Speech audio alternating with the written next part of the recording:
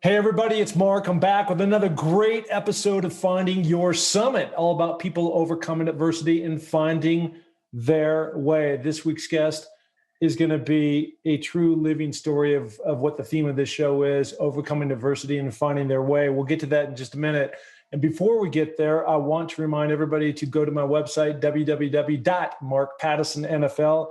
I've got Mount Everest coming up now in a few months. I launch on essentially March 31st. It's now recording this podcast on November 19th. This will probably air just about 3 months before I actually launch. So if you want to follow me up and down the mountain, you can do so with a really cool Garmin app. You can find that again on my Everest blog, which is on my website I just mentioned. You can check that out. As always, I appreciate the love. We are rounding third base in terms of having 100,000 downloads. We've got so many inspirational people like the person I'm going to talk to today.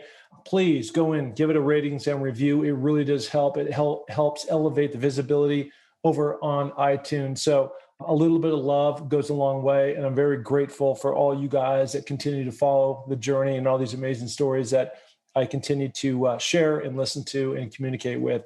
And finally, we continue to raise money for a project. I've partnered up with Higher Ground. It's called Amelia's Everest Lotse Challenge. We all know that I'm going to attack Everest, which I just mentioned, but also when I come back down to 26,000 feet, the death zone, I'm going to go back up and try to summit Lotse, the fourth highest mountain in the world, and come down. No NFL player has ever done that, and I'm hoping to become the first. But more importantly, is raise money for this wonderful organization to help people like my daughter, Amelia, who have epilepsy, in this case, many warriors who come through, military people who come through Higher Ground, have cognitive issues and are amputees and things like that. So it's a great cause. It's a great organization. And if you care to donate, go over to, again, my website.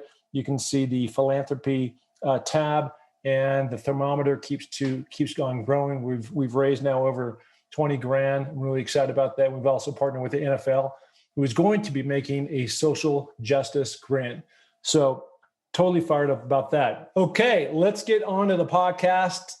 This is an amazing story, and it's a really amazing story about somebody overcoming some extremely difficult challenges in their life. They had every single reason to give up. They didn't. They went forward, have become very successful in life, and now are paying it forward. And that, to me, is really what life is all about. So let me introduce Dung Duong. Dung, how you doing? Oh, hopefully I can make your enthusiasm good, Mark. Oh man, I'm so jacked up. Again, stories like this, I mean, my sense is, and I'm going to get into the story and how you got there and everything, but there's no question that you see the world with the jar, the cup, whatever analogy you want to see as half full, not half empty. Where did you develop that?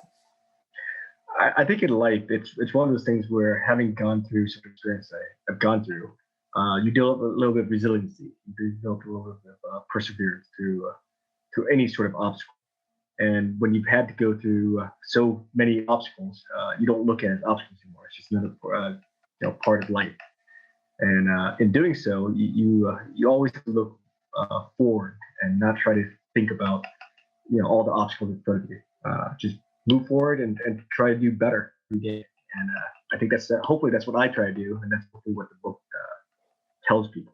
Yeah, and something else that you've done really well at is, and we're going to get back to this word later, so I don't want to spend any time on it right now, but I'll just share this, that I think when people have your kind of mental outlook on life, and you just see the best in people and trying to do the right things, you also have this thing called perspective, which helps you put your situation in perspective to others who maybe aren't as fortunate as you, and some of your life experiences help you have that sort of attitude of gratitude, which goes a long way. It's infectious too when people hear your story. So let's go back when you're just a little kid, and the first 3 days you couldn't open your eyes, and they didn't know what they were going to do with you. But give it to us. The backdrop was you grew up in Vietnam under some very difficult circumstances. So take us through it. So my birthday was actually the day before my mom's doctor had to leave the country. So I was born after the war.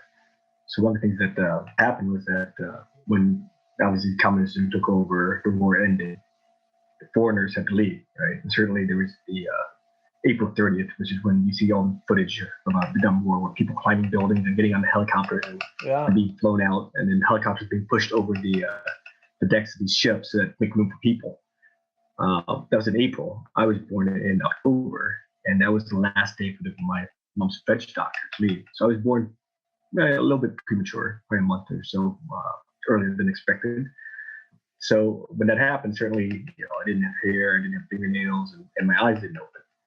And one of the things that my parents alluded to was whether bringing up a child in a post-war environment with a disability was going to be easy or not. And certainly there was talk of doing the unthinkable, even at that time, just because of my mom's dad or parents were very rich, so filthy rich in South Vietnam.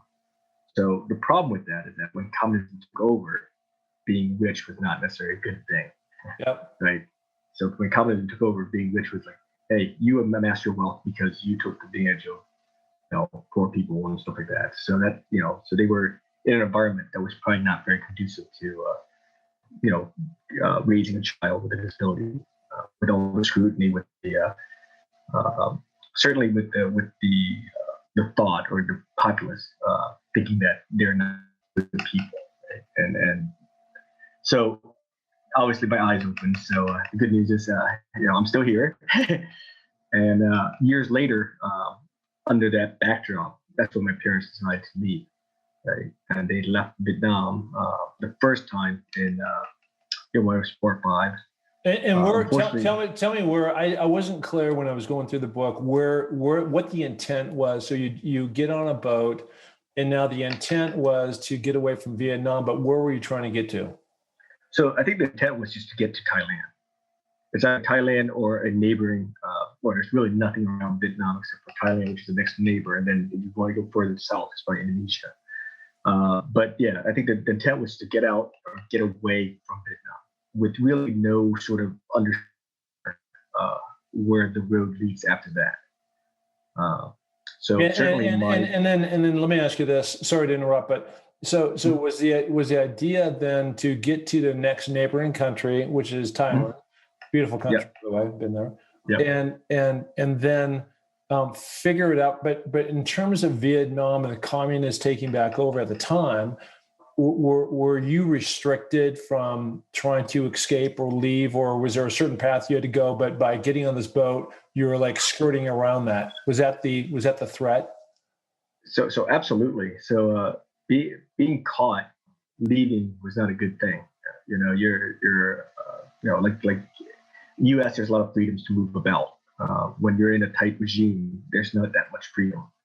So the first trip after we left, we actually saw land, wind shifted, we got blown out back to sea, and we ended up landing back in Vietnam. And I remember my parents were drilling my sister to change her name to a different last name, because with our family name, we were sort of known in South Vietnam. Yeah. So just drilling to my sister that she's, this is your last name. It's Tran. It's not Duong, right? Just drilling into her. They never interviewed me. But certainly, I think, and that was obviously when we landed back in Vietnam. So wait. Okay, so I get that. So you're headed back to Vietnam because of why? Because the wind shifted when you were trying to get to actually Thailand. Is that what happened? Yeah, absolutely. So when we got out, we saw land. The wind shifted and we got blown back up to sea. Having spent 7 days at sea, we're just trying to hit land again. And unfortunately, the land that we arrived was back in Vietnam. And of course, once we hit land, we didn't know. We walked around for a little bit before we actually found people. And unfortunately, when we found people, we were still in Vietnam. And how old were you at this time? 4 or 5. 4 or 5 years old. Okay, so now the reason why you are asking, your parents are asking your sister to change her last name is because of the tight regime that you just mentioned. And because of that tight regime, you didn't want anything punitive to happen to you or your family. Absolutely. Okay. And even with that, there's certainly, we still spent time in jail because, they obviously knew that we tried to escape, right? So we spent, so myself, my mom, my sister, we spent several months in jail. My dad spent a longer period of time in jail. So what's that like as a young kid? You're 4 or 5 years old. Your sister is 3 years older than you, so we'll call her 7 or 8. And you're experiencing this as a young lad, just like trying to figure this whole thing out. And now you're in jail. As a 5-year-old, what is that like to be in jail? So jails over in the southern part of Vietnam isn't quite like jails over here. Right? It's just bamboo sticks in the ground essentially. And during the wet season, sort of you finding dry land or dry ground in these jails is not exactly easy either. So it's jail is jail. I think my memory of it, I don't have that many memories of it, but certainly I remember that it was a difficult time for the family. Obviously, my dad and sister were separated from myself and my mom. And lucky, the good news is that we got, my mom, myself, my sister got out relatively early, or within a month, I think, or a couple months. My dad, I think, spent a little bit longer time there. And my mom used to take trips from, after we made it back to Saigon, my mom would take trips to visit my dad, give him cigarettes so he can exchange barter for other stuff. So, prison life was not fun. And the thing that always got me was that my parents, even after all that, decided to leave again. And to me, it's always one of those questions: how bad was Vietnam? How bad was the situation that they tried it out, literally stared death in the face, and then spent time in jail, spent time literally having death on that first trip, and then making that same decision again for the whole family to leave. And that to me is probably the that story is pretty much, I think, tells the story itself of how bad the regime in Vietnam was. Well, it's a combination of how bad the circumstance was, and then on the other side, again, getting back to your focus, your drive as a family, and trickling down to you. You got to have this relentless drive in you to keep showing up and taking those kind of risks, just knowing that you have such a strong conviction that if you can make it, even though there's a lot of uncertainty, you got to believe that, something's better for you on the other side. Okay, so let's go. Now you're going to escape again and walk me through that. So we left again, and this time was much less eventful trip in that the only thing that happened was we got parted multiple times before we actually hit the beach of Thailand. So once we hit the beach of Thailand. Wait. You said, did I hear you right? You just said you pirates raided your boat? Yes. Okay, so what's a pirate like?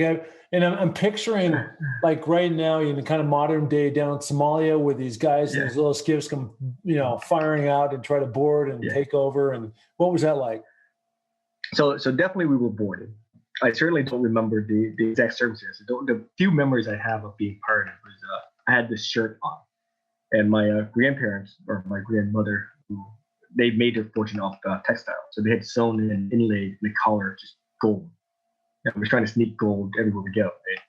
So we have this collar gold, and I didn't realize it was gold at the time. I just remember the pirates boarded us, and they just somehow during the struggle, my shirt got ripped off. And I remember falling overboard. And when I fell overboard, it just made a whoop noise and just went under, which is, to me, probably the only reason I remember it so vividly is because it was just a strange way for a shirt to just go under like that. Yeah. And obviously my parents later told me the collar was full of gold. That's why it was heavy and just went straight into the water. But yeah, we were parted a couple times. And even after we landed on the beach of Thailand, pretty much by the time we landed on the beach of Thailand, all I had left were pajamas. Like all the possessions were essentially gone at that point. Yeah. So you're going from, as you've described, you're going from a situation where your grandparents were very wealthy, which trickled down probably to your parents at some level. And now when you decide to escape, what goes into all this too is like, how do you transfer money out? Probably in those days you didn't. And so you're You literally didn't. living with the shirt on your back, and now your shirt's gone. And so Literally, the shirt's gone. Yes. yeah, literally the shirt's gone. So now, okay, so now you're in Thailand. You've made it. It's a big victory. But now you're asking the question, now what? Now, no, what was the next thing? So police came, took us to the police station, and they at the time, because we left, it was only 4 or 5 years after the war, so they didn't even know what to do with us. So we slept outside the police station, literally almost several days, sleeping in the cars at night, waiting for something to happen. And finally, news came out. The good news is that the boat stuck together. Like all the people in the boats were stuck together. We were a mass of homeless people, but at least we all knew each other, and they would give us food. So after that, we went from refugee camp to refugee. They took us to a refugee camp in Thailand and another one, and then we went to the refugee system before seeking asylum to various countries, and obviously the U.S. was one of them. So you are essentially, even though you've made it and that's great, banded together, you're still all homeless. So now you're experiencing that. So as a young kid, you're escaping communism, you're on a boat, there's pirates, you've been in jail, now you're homeless. Now you're going to all these different refugee camps. It's insane. How did you guys ultimately then get to the US? So my parents, my grandparents, siblings, or my mom's siblings, were all uncles studied in the U.S. and eventually became a fairly famous doctor in Virginia. We had another uncle in Belgium, another uncle in France, and my dad's sister, also younger sister, made it to the U.S. as well. So they helped us with the asylum process, and eventually we got granted permission and got into the U.S. So how old are you now when you get into the U.S.? So we didn't get to U.S. till six and a half. 82 is when we got here. Okay, and so now, how does your learning English and American ways and all that kind of stuff? How long a process did that take? So I was somewhat unique in that I got out of ESL in less than a year, whereas most people who go through the program takes 3 years. My sister went through 3 years. I always attribute that to watching a lot of Three's Company. But that's a different story. So you essentially learned English by watching Three's Company all the time, and then you accelerated through the English learning American ways of how to go about. Okay, so now where are you in the United States when you, as a family, you all land? So we flew to U.S., which is nice. I think the first port was Oakland, and then we flew to Chicago and then the U.S. Right? This is just 1 day trips. My uncle lived in Northern Virginia, so we settled with him for several months before moving out as a family unit to a different place. And the thing about that is that we're living in essentially abject poverty at the time. Right? So my parents were working literally any jobs they can, bagging groceries or there was one time where we were making meat. Like we would go to someone's house and process meat so that they could go sell it at grocery stores. And I remember just tagging along. We didn't have babysitters or anything like that.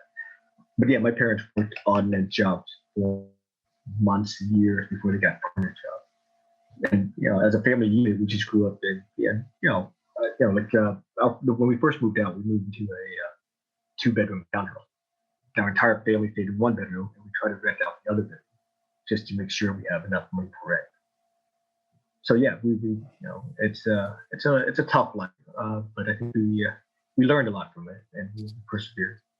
Yeah, no, that's incredible. And really, when something like that happens, I think you really have to put your ego at the door, and you put your ego at the door because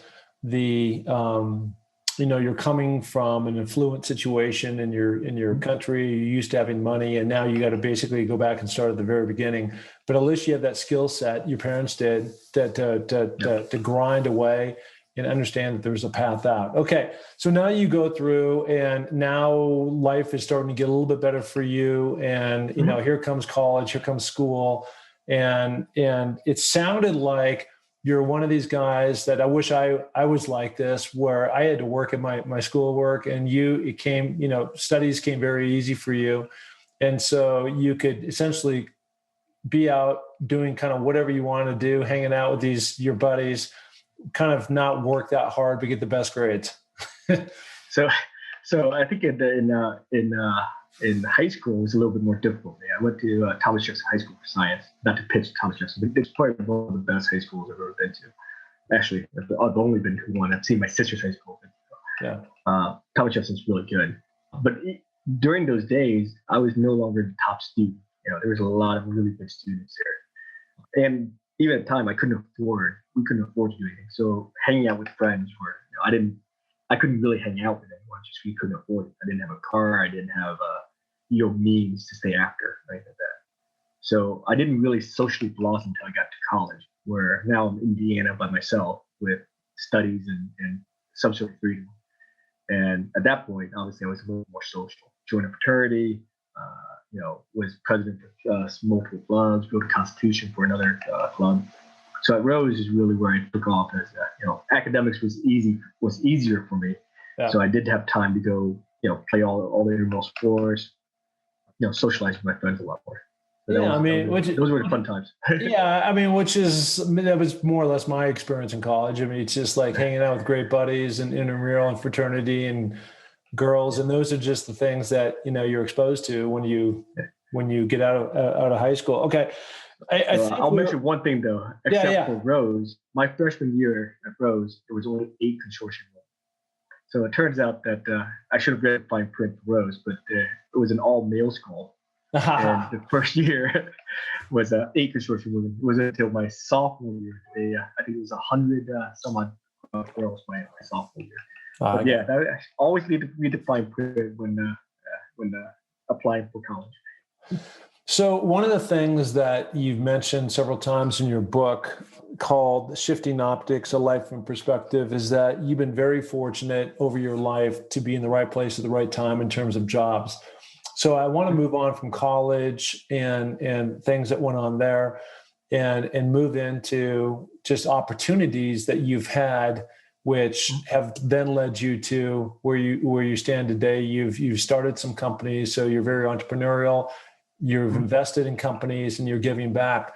What was that first company experience where you were starting to make some money and some good events happen for you that put you in a position to really see opportunities and then, sink your teeth into those and make those companies into something great? So when I first got to Austin, I was recruited by a guy named Steve Dart. He's hired multiple Rhodes graduates. And I was only going to come down to Austin for 3 months because I had gotten accepted to a PhD program at the Optical Science Center in the University of Arizona.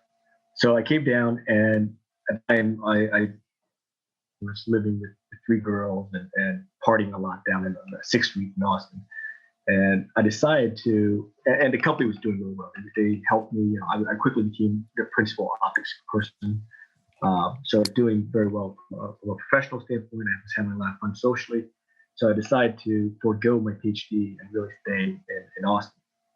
All the while, really living the old metaphor, old thing of live like a pauper for 5 years and live like a king the rest of your life. So I was saving everything. I wasn't spending much money, even though I went down to 6th Street to play. I really wasn't spending much money. I had roommates, so my rent was $300 a month. So it's very little. So I didn't. But the nice thing is, professionally, I really developed some really great engineers. That a cocky little kid with pretty good understanding of the physics and the theory behind it. But I had a lot of good mentors to really ground me and really take my talents and really say, hey, you gotta have the wisdom behind the talents to really make it successful. And so doing that all that really helped me later in life when I did start my own company. And then obviously started my first company, I failed, and then the second company did a little bit better. And we were finally able to sell it or liquidate it and then have some funds for that to invest. Yep. You mentioned you've been down on Sand Hill Road. That's the famous venture capitalist. I've been down there as well, pitching companies. Yeah. And that is an intimidating experience. You got all these very famous venture capital people that literally sit on this road called Sand Hill. And you just essentially go from door to door to door. And all these guys are wicked smart and challenge you. Yeah. And it's a grind when you go through that. So it was interesting to see that you'd done that. You now are in a position, in your life where you're happily married, you've got a great woman behind you, and she's got a charity. Mhm. But in terms of your kids, you're somebody who went through the ultimate struggle to make it, finding your summit, overcoming adversity and finding your way, and you did. And my kids, by the way, they've had it a lot better than I had it growing up, and I had it great, but it's just a different experience. And so how do you share that kind of wisdom to your kids? It sounds like they've got a pretty good life, and they deserve a good life because you want a good life, right? You're not going to make them go back and kind of throw them in jail, of course. I might. You might. Behaving Okay. very well. I understand. But, like how do we as people, how do you communicate that as parents, back to our kids and get them to like understand the struggle when there's not really a struggle in there? Well, that's exactly why I wrote the book in the first place. It's really for my kids, and that's exactly what my wife started the Perspective Charity. Both are trying to give my children a perspective on life that I think they may not get from their daily life. Right? They're in a gated community. They're never going to struggle as I did. I hope. Who knows what life means? And their problems won't necessarily be germane to mine. So one of the things I was hoping for with the book is I have a lot of subtle teaching points throughout, trying to ground them. This is where you came from, right? Your dad was homeless, right? It's not one of those things where things were easy. And I haven't let them read the book yet, and I probably won't let them read the book till they're in their teens or mid-teens. But I sort of wrote this book so that to give them perspective, or to give them an idea an understanding of where they came from, and hopefully when they're doing their own struggles or going through their own problems, be able to look back and say, this is how dad dealt with something. This is how dad, went through it. And these are the problems that dad had to go through to overcome to work today. And hopefully just give them a slightly different perspective on their own struggles. Because I remember when I was going through life as a younger kid, there are plenty of times when the only thing you can focus on is your immediate problems.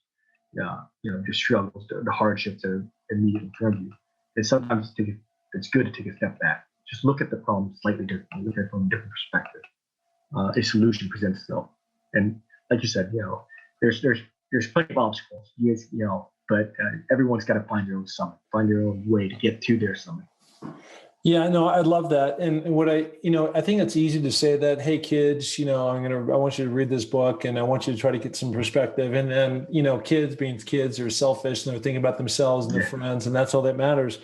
But I think when you put actions or words into action, that elevates what you're trying to do with this charity that your wife started, Perspective Charity.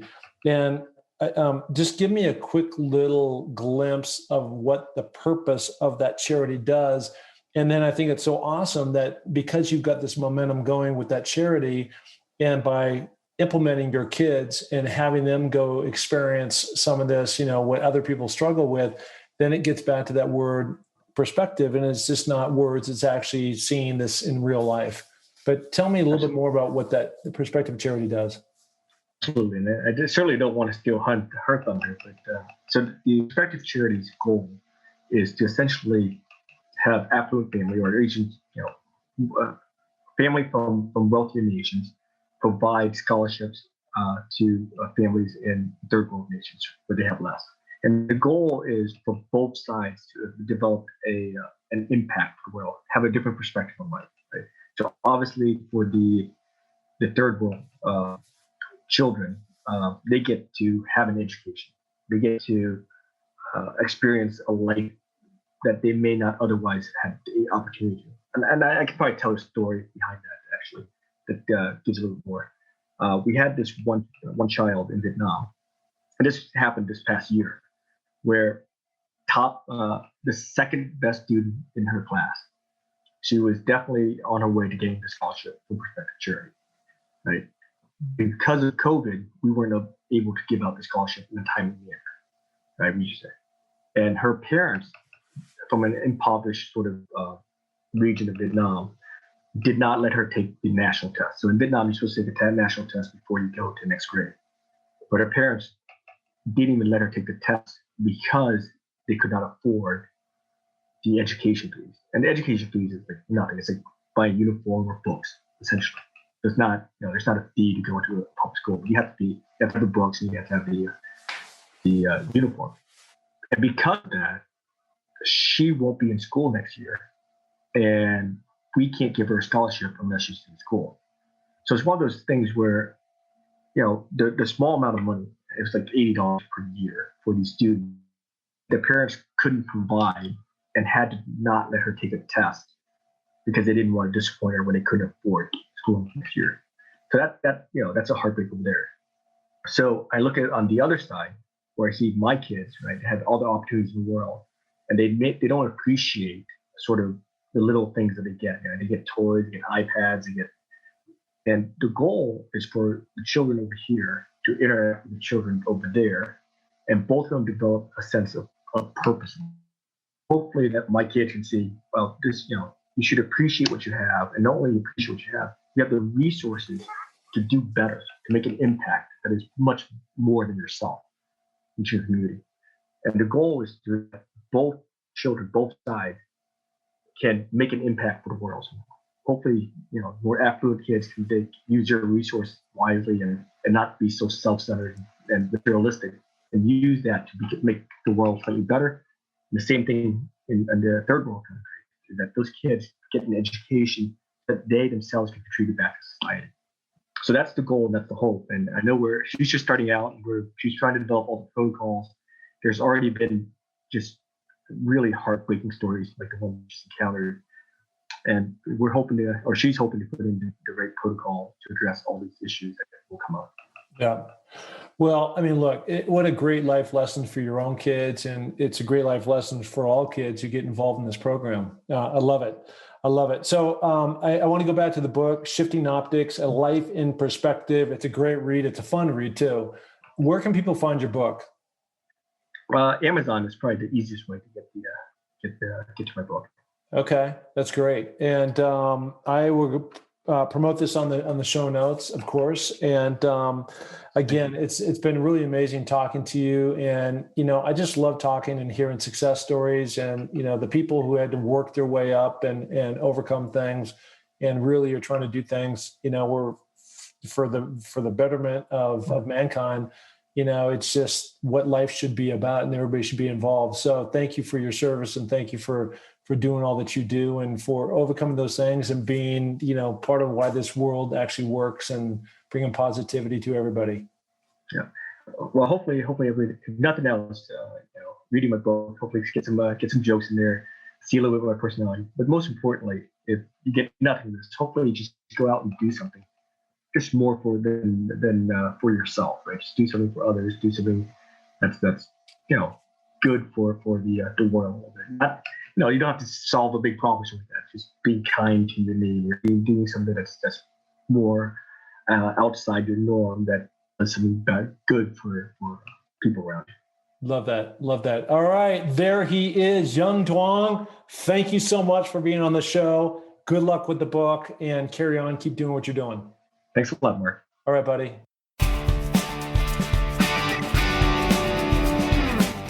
Hey, and thank you so much for listening to the Find Your Summit podcast. We are so glad to have you along for this journey. And if you enjoy the show, please tell a friend, share it on iTunes, spread it to the planet. We're looking to broadcast this to every person that is out there, because, as you know, everybody has their own summit that they're going after. Okay, if you're looking to follow my journey, you can find that through my social links on markpattisonnfl.com. That's Mark, M-A-R-K, Pattison, P-A-T-T-I-S-O-N, NFL.com.